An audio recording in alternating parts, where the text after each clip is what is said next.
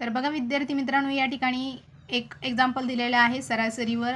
तर बघा पहिल्या 5 मूळ संख्येची बेरीज किती आहे. तर पहिल्या ज्या 5 मूळ संख्या आहेत तिची बेरीज विचारलेली आहे. सरासरी काढण्याचं सूत्र सर्व संख्येची बेरीज भागिले एकूण संख्या. आता पहिल्या 5 मूळ संख्या कोणत्या आहेत तर 2, 3, 5, 7 आणि 11. ह्या पहिल्या 5 मूळ संख्या. मग आपल्याला सूत्रामध्ये आपण किमती ठेवणार डायरेक्ट. तर बघा 2 + 3 + 5 + 7 + 11 भागिले 1 2 3 4 5 भागिले 5 बरोबर.